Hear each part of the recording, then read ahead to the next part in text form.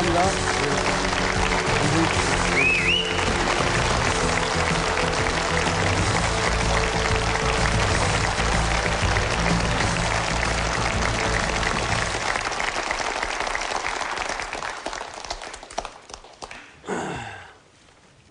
제가 저희 어머님을 EBS 강의가 끝날 때, 제가 옛날에 노자 강의를 하면서 EBS 강의가 끝날 때 어머님을 모셔와서 제가 절을 하면서 끝냈거든요. 근데 그 장면이 굉장히 감동적이었다. 그래서 많은 사람들이 저를 만날 때마다 저희 어머님에 대해서 상당히 안부도 묻고 그래요. 그런데 지난주 4월 5일 날 운명하셨습니다. 운명하셨고 세수가 95세. 그러니까 우리나라로 95세 1910년생입니다. 근데 20세기를 그야말로 완벽하게 20세기를 채우신 분이죠. 우리 민족사의 모든 고난과 영광을 같이 우리 역사와 더불어 하신 분이라고 저는 생각을 합니다. 근데 제가 어머님의 임종을 지켜보면서 느끼던 것만 하나를 제가 말씀드리겠습니다. 그러니까 뭐냐면은 어머님이 이렇게 거의 혼수 상태로 해서 이렇게 돌아가시지만은 이 어머님 평생 깨끗하게 이렇게 늙으셨는데 아주 살결도 백옥 같고, 그런데 숨이 딸깍해서 그것이 이렇게 딸깍하는 순간에 그 육신을 보면은 거의 완벽하게 그 모습 그대로죠. 그 모습 그대로지만은 그 딸깍하는 순간에 너무도 달라요, 느낌이. 인간이 운명하는 순간에 그야말로 우리 한의학적으로 말하면 살아 움직이는 경락이 순간에 사라지고, 얼굴은 그대로 있지만 그 죽은 자의 얼굴이라는 거는 정말 달라요. 근데 내가 이렇게 보니까 그냥 몸도 따뜻한, 그냥 아주 따끈따끈한 그대로죠. 그래서 내가 어머니 가슴에 대고 이렇게 귀를 대고 이렇게 기울여 보니까는 그렇게 따뜻한 체온이 그대로 느껴지는데, 이제 심장은 안 뛰고 피가 마치 이렇게 응고가 되는지 하여튼 피가 이렇게 주르륵 흐르는 듯한 그냥 두루루루 이런 소리가 나더라고요. 그런데 그 순간에 이제 그때가 되니까는 이제 눈물이 펑펑 쏟아져요. 근데 그게 제가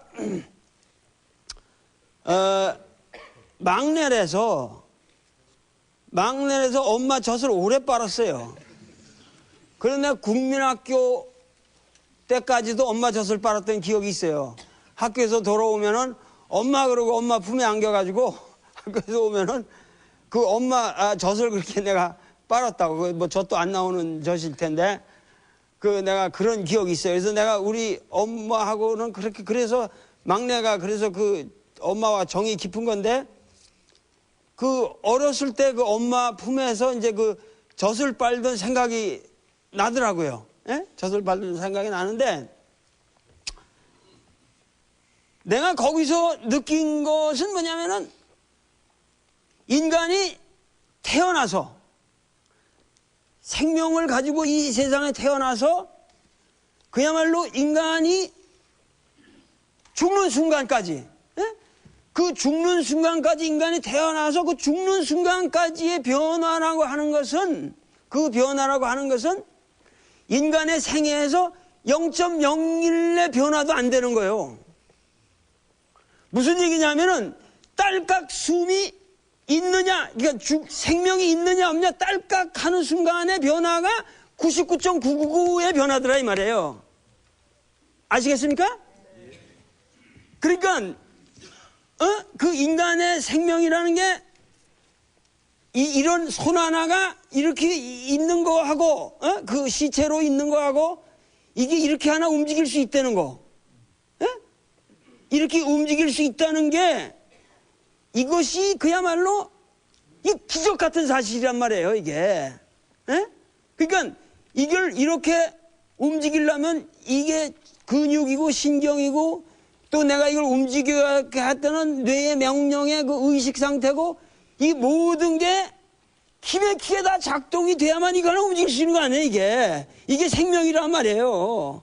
그런데 이 생명이 있고 없고의 차이라고 하는 것은 그게 다라니까, 그 차이가.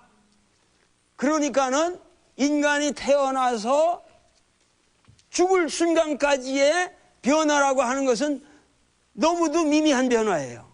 그 안에서 우리가 싸우고 내가 늙고 있다라든가 뭐 내가 젊은 시절이 어땠다든가 근데 이런 것들이 다 우습게 보이더라 이 말이야. 무슨 말인지 아세요? 그러니까 인간이라고 하는 것은 생명을 가지고 있는 한에 있어서는 그렇게 귀하고 그렇게 다 평등한 존재일 수 없다. 예? 생명이 있고 없고 그것이 그야말로 인간의 전부라는 거 말이에요. 그러니까 우리가 생명을 가지고 사는 것에 이 고귀함을 다시 한번 생각해 봐야겠다 그거예요. 예? 저희는 그 어머님이 그 돌아가신 자리에서 그 시신을 옮기지 않고 뭐 요새는 이제 뭐 하면은 전부 그냥 병원으로 달려가지고 그냥 냉동실에 넣어버리고 이러는데 우리는 그런 게 싫어가지고 전통적인 이제 예식대로 그 양반이 사신 곳에서 그 백이 그대로 가라앉고 혼은 그대로 날아가야 그게 원칙이거든. 예, 그러니까는 그렇게 시신을 함부로 움직이는 것 그 예가 아니란 말이에요. 그래서 우리는 빈소는 영안실을 빌려서 차렸어도 시신을 옮기질 않았어요.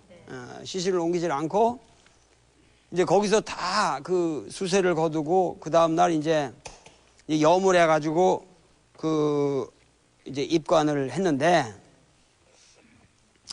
이렇게 누나가 이제 이만한 함을 갖고 오시더라고.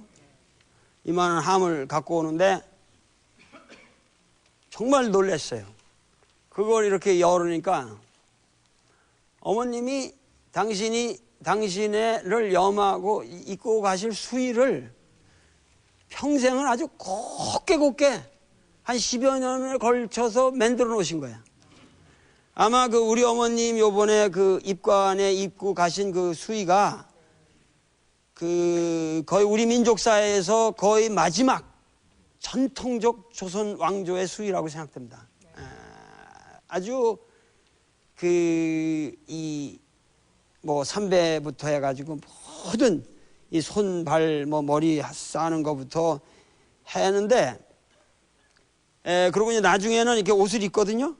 그런데 거기다 뭐라고 써놓으셨냐면은 거기 다홍치마가 하나 나와요. 아주 참 이쁜 옛날 다홍치마, 그 옛날 그 다홍치마가 나오는데 당신이 근 80여 년 전에 시집 올 때 입고 온 그 다홍치마를 그대로 간직을 하고 계시고 그 다홍치마하고 연두빛 저고리를 나는 입고 가겠다. 그래서 시집 올 때 그거를 그대로 입혀드렸어요. 난 그걸 좀 보관하고 싶었는데 너무 저기해서 근데 본인이 그거 내가 입고 가겠다. 그러고서 이걸 이렇게 포개고 누워서 이렇게 여기도 이렇게 내려뜨리는 것도 전부 술을 놔가지고 이렇게 해놓고 아주 그렇게 대단한 수의를 그 장의사분이 오셔가지고 처음 봤다고 그래요. 이렇게 정성스럽고 아름다운 수의를 처음 봤다고. 그러니까 옛날 분들이 사신 그 어떠한 참 우리 요새 사람들은 따라하기 어려운 그런 게 있죠. 그렇게 그 평생을 철저한 기독교의 신앙으로 사셨어도 나는 굉장히 철저한 기독교 신앙 속에서 큰 사람이지만 내가 인류의 기독교 철학을 공부하고 모든 사상을 공부하면서 기독교라는 좁은 울타리에서만 이 인류 문명을 다룰 수가 없다라는 생각이 들어서 나는 내 신앙의 영역을 넓혀갑니다. 그리고 나의 그런 행동이나 사상이 기독교인들의 입장에서 본다면은 엄청나게 이단적으로도 보일 수 있어요. 그리고 기독교를 부정하는 것 같이 보일 수도 있고, 요번에 빈소에도 찾아오면은 스님들이 찾아오면은 나 스님 친구 많으니까 그럼 스님들은 와서 연불하고 하라 그러고, 어? 그렇잖아요. 거기서 연불 못할 게 뭐 있어요? 교회에서 오시면 거기 앉아서 찬송가 하고 가시라고 그러고, 어? 당연한 거죠, 그게. 그러니까 어머님은 평생을 그렇게 사시면서도 일체 이 도울 김용옥의 사상에 대해서 개입한 적이 한 번도 없으십니다. 그리고 내가 어떠한 사상을 어머님한테 내가 깨달아도, 내가 대학교 때부터 나는 그 책을 읽으면서 깨달으면, 내가 어떠한 책을 칸트를 읽다가 깨달으면 기쁘잖아요. 그러면은 어머니가 제일 나한테는 가까운 분이고 좋은 분인데, 방 안에서 한 집안에서 그런 거 공부하다가도, 서재에서 공부하다가 내가 딱 기쁘면 말이에요. 그 내려와서 어머니한테 다 얘기를 한다고, 내가. 에? 그러면 어머니는 앉아서 나는 아무리 이 세상에 어려운 얘기라도 우리 어머니한테 다 했어요. 그리고 엄마는 그걸 그렇게 재밌게 들으시는 거야. 재밌게 들으시고, 뭐 임마누엘 칸트건 뭐 무슨 헤겔이건 뭐 무슨 얘기든 내가 깨달은 걸 가서 얘기를 하면은 몇 시간이고 앉아서 가장 난 지적으로 우리 어머니처럼 내 강의를 잘 들어주신 분이 없어요.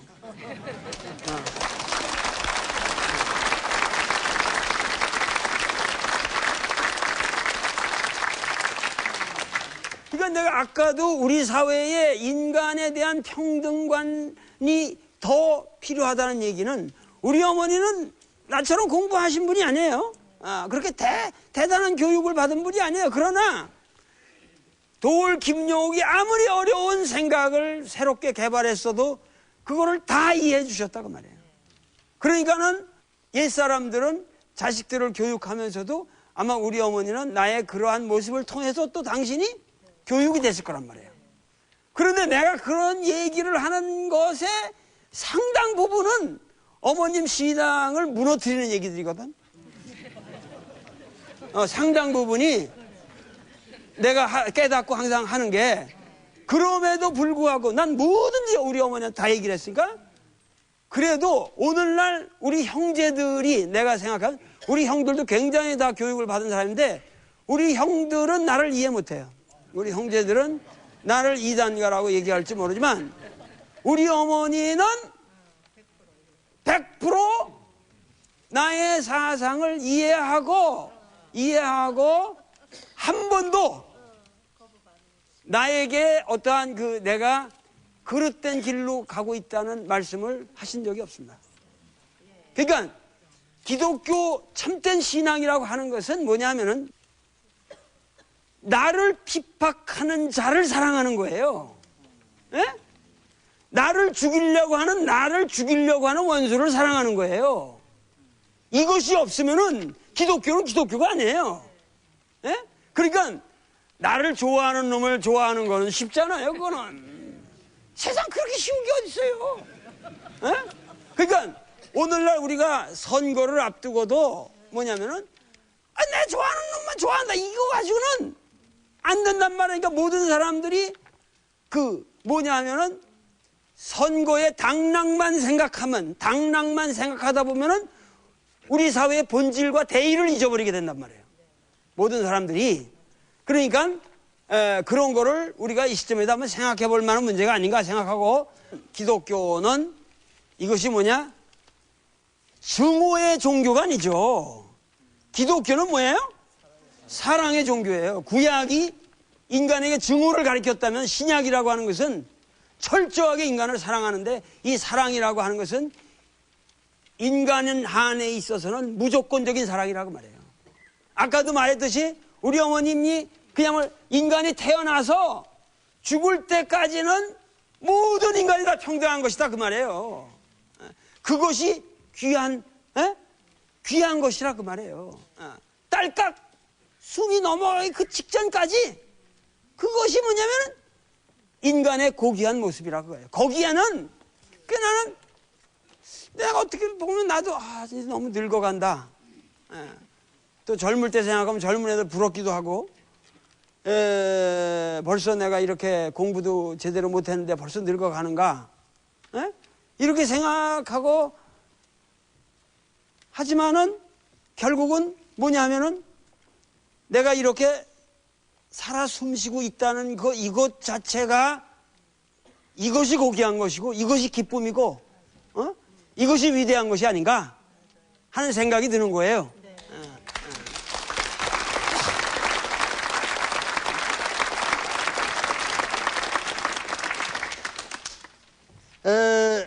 앞으로 제가 동학을 강의할 텐데, 그 동학사상이라고 하는 것은 우리 민족의 정말 중요한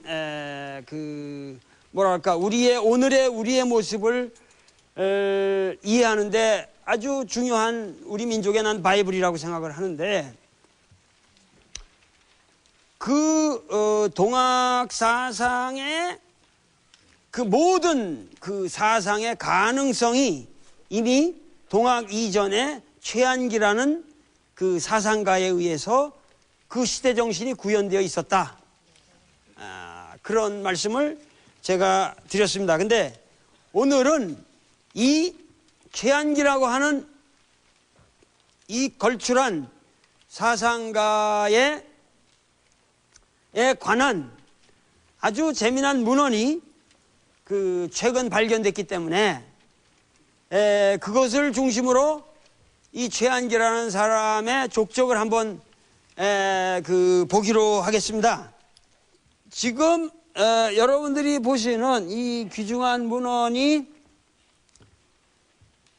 이게 요새로 말하면 이게 호적 등본 같은 겁니다.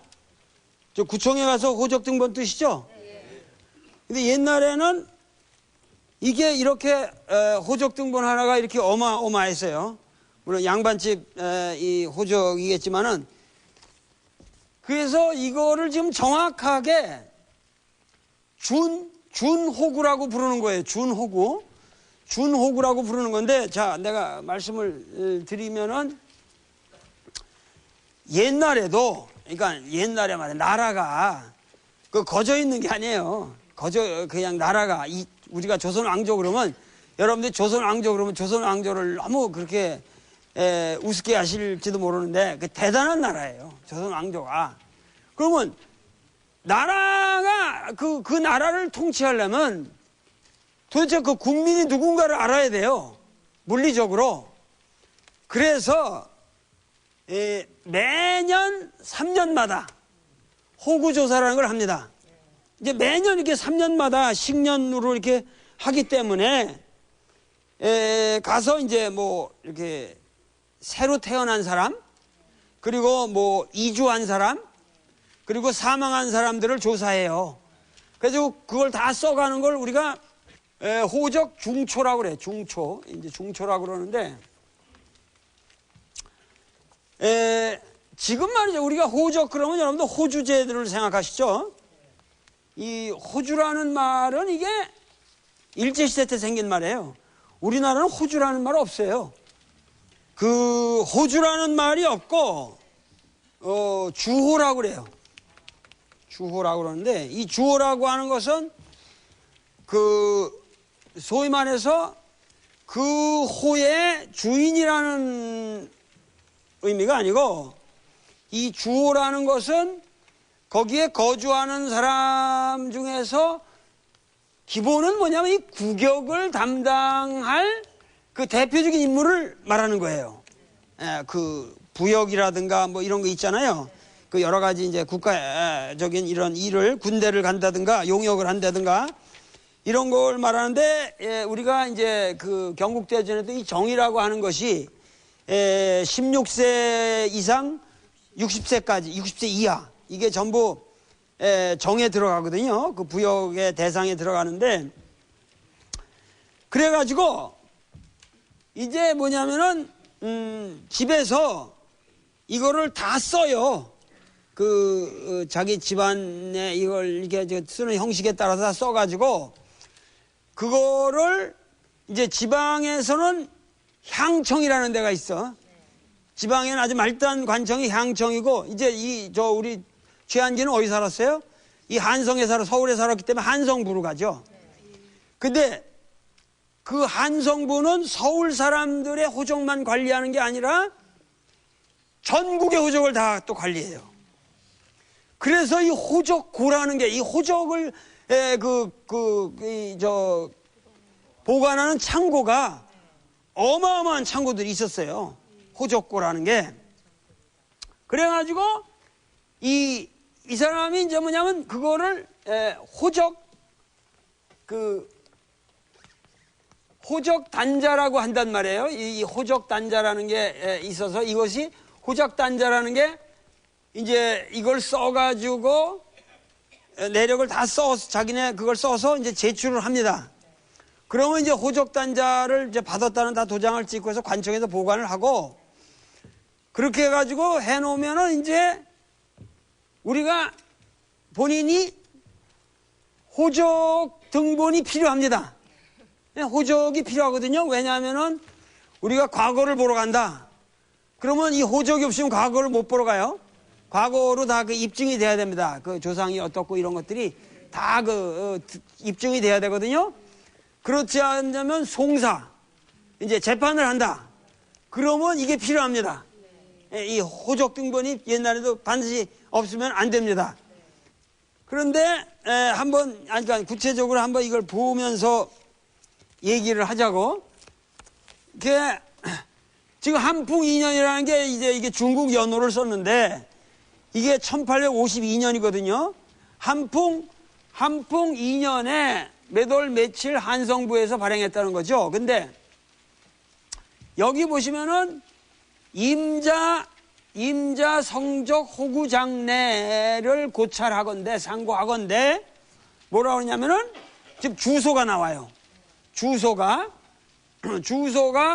서부 양생방 송현계 이게 서부 양생방이니 이런 것들이 전부 지금 뭐냐면 우리가 바로 저기 하는 정도전이가 그 태조 5년에 서울을 한성을 5부 52방으로 나눴거든요. 그래서 5부라는 거는 뭐 북부, 서부, 남부, 중부까지. 지금도 뭐 중부경찰서 중부 있잖아요. 중부.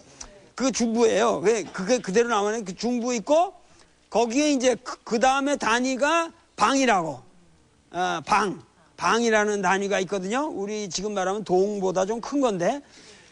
그 방이라는 게 있어요. 그래서 뭐 적선방이니 황하방이니 이런 거, 뭐 하는 건데 여기서 양생방이란 말이에요. 그러고 그 다음에 방의 다음에 단위가 방 다음에 단위가 계예요. 계. 그래서 송현계. 그 다음에 뭐야? 제3통, 제2호, 제3호. 제3통, 제3호에 사는 거기죠. 그 다음에 뭐냐면 생원 최한기가 나오죠, 여기. 생원 최한기가 나오거든요. 이게 굉장한 거죠. 그래서 우리가 이 사람이 생원이라는 거, 그러니까 그 성균관 생원까지 지냈다는 걸 알 수가 있습니다. 생원 최한기는 뭐예요? 여기 뭐라고 그랬어요? 나이를 이제 나오죠? 나이가 50이고 계해생이라고 그랬단 말이에요. 계해생이 이게 1803년이거든요. 그래서 이제 정확하게 우리가 알 수 있습니다. 계해생이고 본관이 상령이라고 그랬죠. 그래서 상령 최씨라는 걸 알 수 있죠. 상령 최씨예요. 그 상령 최씨의 유명한 사람이 세종조의 최항이라는 사람이에요. 최항. 그 한글 학자. 그래서 했는데 그 다음에 뭐라고 했냐면 아버지는 뭐야? 통정대부 행곤양군수 겸 진주 진관 병마 동첨절 제사 광현 그랬다고. 그러니까 광현이 최광현이고 광현 앞에 있는 게 다 벼슬 이름이에요. 그러니까 이것이 뭐냐면은 무관벼슬이죠. 아버지가 근데 이 아버지가 뭐냐면은 친아버지가 아니고 뭐냐면은 양자로 들어간 아버지예요. 그 큰아버지라고. 그래서 그 다음에 뭐가 나와요? 생부가 나오죠. 예? 그리고 생부는 학생 치연이라고 그랬으니까 아버지는 뭐야? 벼슬을 못했다는 걸 알 수 있죠. 그래서 이게 뭐냐면은 사조를 쓴다고 그러거든. 사조. 그러니까 아버지 그 다음에 할아버지, 증조 할아버지, 그 다음에 외할아버지. 이 네 명을 사조라고 그래요. 그러니까 사조가 반드시 기입돼야 됩니다. 그래서 뭐라고 그러냐면은 할아버지는 또 학생 백관이에요. 그러니까 이름이 최백관이요. 최백관. 이름이 요새로 보면 좀 이상하지만 하여튼 그때 이상한 거 없어요. 증조는 뭐예요? 다시 성균 생원 지숭이라고 그랬다고. 그러니까 증조부도 벼슬했다는 걸 알 수 있죠. 증조부가. 그 다음에 외조는 학생 김모박이라고 하는데 이게 뜯어져 가지고 지금 읽을 길이 없는 거예요 이게. 근데 지금 여기 보시면 말이죠. 이 교지와 이걸 이렇게 보면은 이게 더 사겁거든요. 이게 이런 게 막 이렇게 막은 게 뭐냐면은 이게 뭐냐면은 호적을 이렇게 등본을 띄워주기 때문에 이게 종이가 호적지라고 따로 나온다고. 그래서 이 종이가 싸구려 종이요. 예? 그래가지고 얇아요. 예? 종이도 아주 얇고 그렇기 때문에 이거는 종이가 좋아요. 그래서 보존이 잘 된 거예요. 그래도 근데 이거는 아주 싸구려 나쁜 종이요. 그 당시 이제 그 호적 단자를 이제 이 호적을 만들어 주는 게. 그래서 보시면은 여기 이제 재미난 게 많단 말이에요. 그래서 취박씨라고 했잖아요. 그러니까 여기 사조가 들어가고 여기 이제 본인의 주호에 사조가 들어가고 그 다음에 뭐가 나와요? 부인이 나온단 말이야. 에? 이 부인이 뭐예요? 반담박씨라고. 그래서 박씨를 취했는데 부인의 나이가 몇 살? 53살이니까 최한기보다 3살 위라는 걸 알 수 있죠. 그리고 경신생이고 반남이라고 해서 반남박씨라는 걸 알 수 있죠. 그 다음에 여러분들이 아셔야 될 게 요새 그 호주제 잠깐만 이런 얘기도 하지만은 호주라는 말의 개념에는 우리가 왜 호주라는 말을 거부를 하냐면 호주라는 말 자체가 남성 중심이라고. 그런데 우리나라 미국이나 이런 데도 지금 시집가면 어떻게 돼요? 여자가 성이 없어지죠. 남자 성을 받아요. 그리고 일본은 어때요?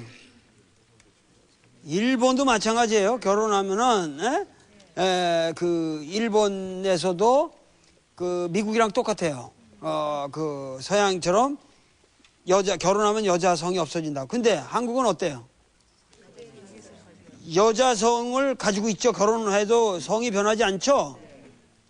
이게 여러분들이 아셔야 되는 게 이게 우연한 얘기가 아니에요. 우리나라 이 호적 제도는 완벽하게 양성평등입니다. 에? 완벽하게 양성평등이고 17세기 중엽까지만 해도 여기에 그러니까 여기 지금 기록한 태도를 보면은 이쪽 남자 쪽에 사조가 들어가고 그 다음에 부인 쪽 사조가 그대로 나와요. 평등하게. 그게 남자 쪽 사조랑 여자 쪽 사조가 그대로 나오고 그래가지고 뭐냐면은 남자가 죽잖아요? 그러면 어떻게 돼요? 남자가 지금 호주제라는 게 지금 그러니까 누가 올라가요? 아들이 호주가 되죠? 옛날에 우리나라 호적제도에서는 부인이 바로 승계합니다. 예? 그러니까 지금 일제시대 이후에 호주제도를 가지고 자꾸만 그 과거에 그 사람들이 얘기를 하는데 이거는 역사의 사실을 정확하게 알아야 됩니다. 이거 거짓말을 시키면 안 돼요. 그러니까는 17세기 중엽까지만 해도 우리나라 사회는 거의 남녀가 평등한 사회입니다. 17세기 중엽. 그러니까 이거 세계적으로 드문 케이스예요. 그러니까 17세기 이후부터만 이제 이 장자상속제가 발달하기 시작해가지고 하지만 이것만 해도 벌써 19세기 중엽인데도 불구하고 완전히 그 기재 방식은 양성 평등입니다. 그 다음에 뭐가 나요? 그러니까 본인 쪽 사조가 나오고 부인 쪽 사조가 나오고 그 다음에 뭐가 나와? 이제 자기가 데리고 있는 아들이 나온다고. 그래서 솔자인데 유학이라고 그랬잖아요. 이때 아직 이 사람이 벼슬 안 해서 유학이에요. 그래서 과거 시험에 학교 오면 그 아들 이름이 병대예요. 근데 나이가 34세나 돼요. 그러니까 을묘생이라고 그랬으니까 최한기랑 16살 차이밖에 안 져요. 그러니까 부인이 19살 때 난 거죠. 에? 그래가지고 이 병대가 자기 아들하고 16살 차이밖에 안 지는데 이 사람이 44살에 문과급제를 한다고. 문과급제라도 큰 벼슬까지 해요. 에? 그래서 보면은 이 최한기라는 사람은 자기 16살밖에 안 되는 그 아들이 평생의 친구였어. 에? 그래가지고 모든 문장을 쓰면 말이야 그 글을 쓰고 사상을 하면 남들이 알아주지 않으니까 자기 아들하고 둘이 앉아가지고 담론하고 웃으면서 그래서 이 책에 그 최한기의 중요한 책들의 서문이 전부 아들이 쓴 거예요. 그리고 그렇게 두 부자가 서로 양안정 거기서 모여가지고 맨날 담소하면서 또 아버지가 쓰면은 그 베껴서 이렇게 옮기기도 하고 이러면서 사이좋게 살았다고. 두 학자가 나이가 얼마 차이가 안 지니까 아들이라도. 그리고 그 병대의 부인이 신씨인데 나이가 37세고 병자생이고 고령이죠. 고령신씨예요. 고령신씨인데 이때 말이죠. 그 아들도 있고 병천이라는 아들도 있고 딸도 있었는데 여기 안 들어가 있어요. 이거는 뭐냐면은 그 아들, 딸들은 어딘가 딴 호적으로 올라가 있는 거예요. 딴 호적으로. 없는 게 아니고. 그러니까 정부에서는 될 수 있는 대로 호구를 늘리려고 애를 쓰고 그래서 이 호구 단위를 많이 어디든지 있으면은 그걸 따로 해서 호적을 만들려고 그래요. 그래야 세금을 더 많이 부과할 수 있고 이게 늘어난단 말이에요. 그러니까는 이걸 만들 적에 여기 있는 사람들은 그냥 될 수 있는 대로 여기에 이름을 안 올리려고 애를 쓰고 이거 하는 사람들은 정부에서는 될 수 있는 대로 많이 호구를 늘릴수록 좋은 거예요. 이게 조선의 호적의 문제점이라고. 그래서 하여튼 딴 사람들은 딴 데로 들어가 있는 거고 그 다음에 보시면은 기유, 호구, 상준자라고 그랬잖아요. 그러니까 기유년이 뭐냐면은 1849년으로서 뭐냐면은 3년 전 식년 거예요. 그러니까 3년 전에 호구가 있었죠. 그거하고 서로 비교해보니 틀림없음 이런 말이에요. 그래서 이거를 준호구라고 그래요. 요 말이 들어가 있어야 이게 호구 단자가 아니고 준호구라고. 준호구고 그리고 이 호적을 만드는 가장 중요한 이유가 뭐냐면 내가 양반이다 뭐 어느 계통이라는 것도 다 나오지만 그 다음에 중요한 것이 뭐냐면은 노비라는 게 가장 그 조선 이 양반들의 중요한 재산이기 때문에 그 노비 문서가 되는 거예요, 이게. 그래서 노비를 아주 상세하게 적어놨어요. 여기에 24명이나 나와요. 그러니까 노라는 건 뭐야? 노라는 건 남자 하인이에요. 비라는 건 여자 하인이라고.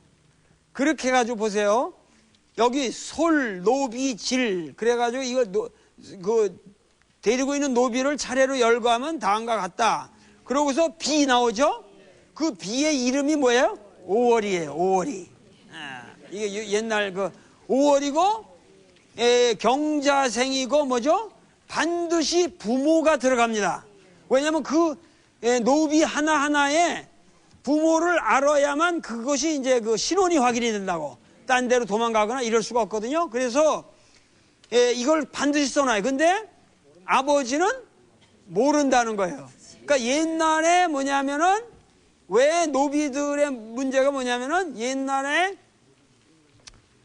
아버지를 모르고 나는 경우가 많은 거예요.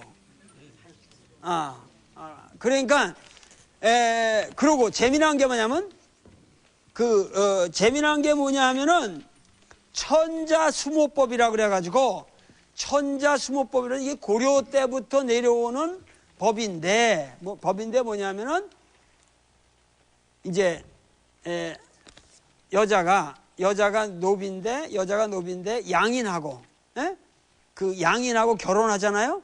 그럼 거기서 난 소생들은 어떻게 돼요? 아버지를 밟아서 아버지로 해서 아버지로 양인으로 승격이 되면 좋은데 무조건 뭐냐면 노비가 됩니다. 그러니까 천자는 뭐냐면 전부 엄마를 따라요. 이렇게 되면은 자 보세요. 점점 그렇게 그 양민하고도 결혼을 하게 되고 그러니까 그런 경우가 많잖아요. 특히 여자 노비하고는 결혼하는 게 많잖아요. 그러면은 자 인구 비례로 점점 그렇게 됐구만 섞어져서 결혼을 하면 할수록 어떻게 되겠어요? 노비의 비율이 많아지죠. 그러니까는 이 양반 놈들이 노비를 많이 거느리기 위한 악법이에요, 이게. 응? 그러니까 노비의 숫자를 늘려가고 양인의 숫자가 줄어드는 겁니다. 그래서 이게 국가적으로 문제가 되거든요. 왜냐하면 그런데 이게 국가로 이 양반들한테는 좋은데 국가들한테 손해예요. 왜냐하면은 국가는 노비들은 뭐냐면 세금을 직접 안 내거든요, 국가한테. 그러니까 세금을 걷어들이는 인구가 줄어드는 거예요. 그러니까 이것이 조선조의 아주 큰 문제였다고.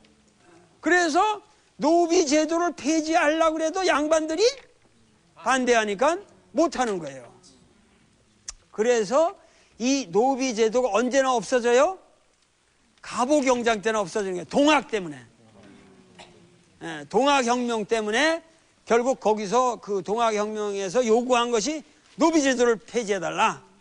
그래가지고 비로소 없어지는데 여러분들이 아셔야 될 것은 17세기, 18세기만 해도 우리나라에 확실하게 우리나라 인구의 절반 이상이 노비였습니다. 그러니까 여러분들 중에서 반은 노비예요. 전부 노비 출신들이라고 이거 속일 수가 없는 사실입니다. 지금 호구가 정확하게 남아있기 때문에 그러니까는 지금 와서 양반 쌍놈 따지는 게 내가 알고 보면 다 사기예요. 다 사기예요. 그러니까 뭐 쭉 보세요. 맹금이 뭐 관옥 이렇게 쭉 나가잖아요. 그 저 뒤에 가면은 좀 이상한 글자가 있죠. 그러면 예를 들면 우리가 이쁜이 그래봐. 이쁜이. 그러면은 이거를 이렇게 쓰면은 이렇게 쓰거든요. 이렇게 쓰거든요. 그러면 이게 이분으로 읽게 되잖아요. 그러니까 비읍을 쌍기읍을 만들기 위해서 이렇게 써요. 그러면 이게 이뿐이 돼요. 이뿐. 그래가지고 하나를 더 쓰면은 이뿐이에요. 이게. 그 다음에 말이에요. 개똥이 이런 거 있잖아요. 옛날에 개똥이가 많거든요. 그 개똥이라는 이름이 많은데 개똥이는 어떻게 되냐면은 이렇게 쓰고 개. 그 다음에 근데 이러면 개동이니까 그렇게 하면 이렇게 해서 이렇게 하면 이게 개똥이에요. 개똥. 개똥이라고 이렇게 되거든요. 그 옛날 그 노비들 문서에 나오는 이 이름이 아주 재밌습니다. 여기 이런 게 있죠? 칠자가 있고 이런 게 나오죠? 이거는 뭐냐면은 이게 을자가 리을 발음이 들어가는 거예요. 이게 뭐냐면 칠돌이라고, 이게 돌이라고. 그래서 이게 칠돌이가 되는 거예요. 자, 그러니까 이렇게 해서 재밌잖아요? 그래서 여기를 보면은 한성부 이런 도장들도 있고 여기 이렇게 돼 있는데 중요한 거는 여기 당상관이 나와요. 그러니까 한성부의 당상관이면 정산품 이상이거든요. 그러니까 요새로 말하면 국장급이죠. 그런데 여기 이름이 있어요, 없어요? 여러분들이 우리나라를 갖다가 지금 자꾸만 서양이 사인을 하고 말이야. 우리는 도장을 찍는 걸 아는데 이게 우리나라에서 관공서에서 최근까지도 이제 저기 하다 좀 고치고 있기는 하는 모양인데 웃기는 거예요. 서양 놈들보다 우리가 전부 수결해요. 도장은 일제시대에 생긴 거예요. 알겠습니까? 우리나라는 전부 모든 관공문서가 사인입니다. 응? 그래서 자기 이름이 예를 들면 내가 김용옥 그러면 옥자를 어떻게 파자 해가지고 이 물수변을 이렇게 탁 해가지고 쓱 해가지고 어떻게 뭐 예를 들면 뭐 물수변을 뭐 쓱 해가지고 탁 이렇게 뭐 한다든가 뭐 이렇게 해가지고 그거를 파자를 해서 가장 아름답게 만드는 거예요. 그런데 이 사인이기도 한데 이렇게 잘 들여다보면은 이게 찍은 것 같아요. 무슨 얘기냐면은 한성부는 워낙 많은 놈들이 호적을 저기 하니까 당상관이 그걸 앉아서 다 사인하기 귀찮단 말이에요. 그러니까 사인을 도장으로 만들어서 찍는 거예요. 예? 사인을 도장으로 만들어서 찍는 거예요. 그런데 이렇게 많은 그 노비를 거느리고 이렇게 살았던 최한기가 뭐냐 하면은 말년에 이 후에 말년에 나오는 자료들을 보면 엄청나게 가난하게 살았어요. 그래서 자기가 이렇게 책을 쓰는데 그거를 갖다가 예를 들면 뭐 종이가 없어가지고 집필을 하는데 자기가 쓰고 저술을 해야 되는데 종이를 살 돈이 없어가지고 옆집에 가서 사정사서 쌀 몇 대박 뭐 외상을 꽂다가 그 종이를 사오고 이런 기록이 다 나옵니다. 지금 그렇게 가난하게 살았어요. 그런데 가장 중요한 이유 중에 하나는 이 사람이 책을 사다가 망했다는 거야. 뭐냐면 책을 많이 사가지고 그 장안의 모든 서적상이 최한기하에 안 간 사람이 없다는 거야. 그러니까 외국에서 희한한 책이 들어오면은 다 최한기한테 가면은 최한기가 다 사주는 거야. 그러니까 그 사람이 잘 사준다 그러니까 그냥 모든 그 세계 만국의 책을 수집하는 놈들은 와가지고 전부 최한기한테 파는 거야. 그 최한기는 책을 사기 위해서 집도 다 팔고 나중에는 거지가 됩니다. 거의 거지가 되는데 썩에 써놓은 그 최한기의 그 유명한 얘기가 있어요.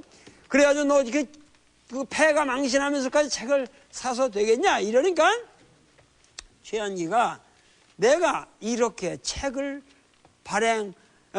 책을 살 수가 없는 그러한 시점이라면 내가 이 사람을 만나러 동시대인이라면 그 머나먼 여행을 하고 이걸 다 행장을 꾸리고 그래가지고 수천리 길을 갔다 와야 될 텐데 그러면 돈이 몇천 배 더 든다.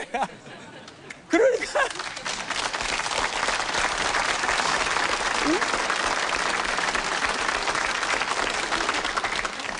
그래서 내가 이걸 책을 사가지고 지금 볼 수 있다는 게 얼마나 행복하냐. 그러면서 그렇게 책을 사서 죽을 때까지 공부하면서 결국 가산을 탕진하고 그래가지고 그 지금 한국은행 본점짜리 집을 다 팔아먹고 결국은 어떻게 하다가 굉장히 초라하게 죽습니다. 그만큼 죽을 때까지 학문에 대한 열정 속에서 그렇게 산분이고 이런 분들의 노력으로 오늘날 우리가 이렇게 개명한 세상을 맞게 된 것이고 내일 모레면은 여러분들이 한 번도 빠지지 말고 투표장에 다 가셔가지고 우리 개명한 사회를 만들도록 신성한 한 표를 다 행사해 주기를 바랍니다. 감사합니다.